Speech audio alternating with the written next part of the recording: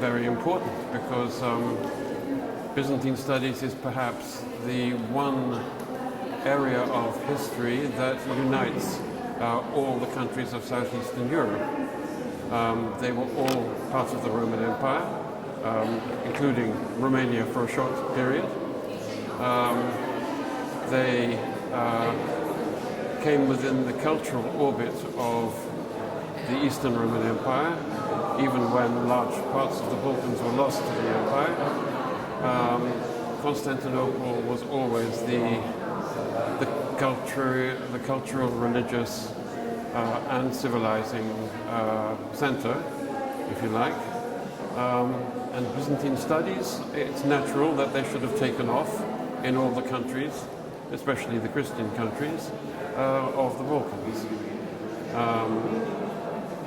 In Greece, it is, of course, the national heritage. In Bulgaria and Serbia, it's they're the states which see themselves as the successors of late medieval kingdoms.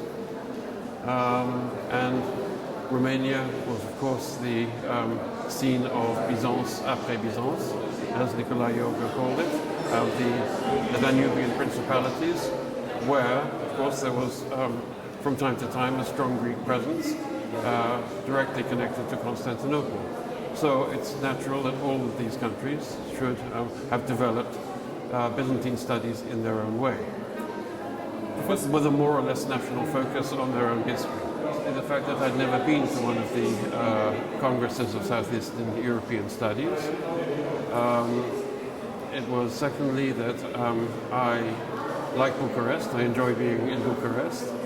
And then it was the fact that I have a very warm relationship with the director of the Institute, Andrei Timotin, who invited me to a conference here 2 years ago, and subsequently invited me to give the keynote lecture in the session on religious rhetoric and political power, which he was organizing with Ivan Biliarsky of Sofia. I talked about the rhetoric of political prophecy. So, I mean, both religious rhetoric was a theme that was new to me, and prophecy is perhaps not, it doesn't immediately come to mind when you think of religious rhetoric, but I wanted to combine the two. I've had a long interest in prophecy and divination. That indeed was the subject of my paper that I gave at the conference here 2 years ago, and it is, of course, the subject of the book that came out of that conference that I co-edited with Andrei Timotin.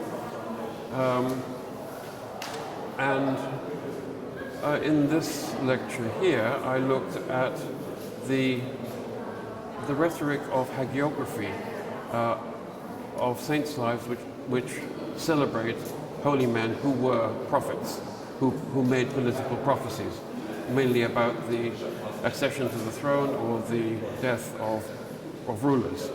And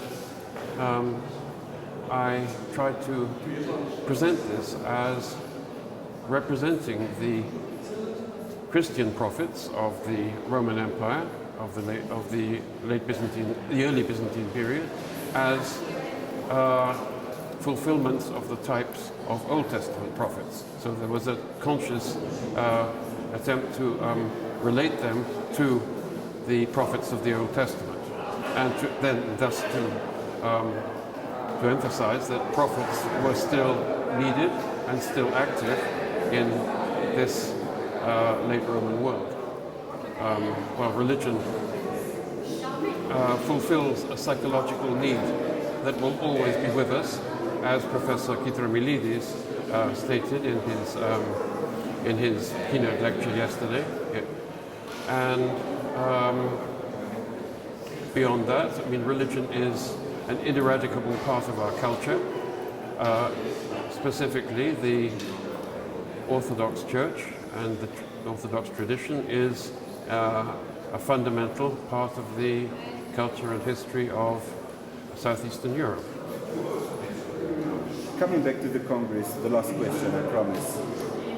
What do you think are the keywords of the Congress? One of them may be interdisciplinarity. Interdisciplinarity is certainly one of them. Multiculturalism, transculturalism,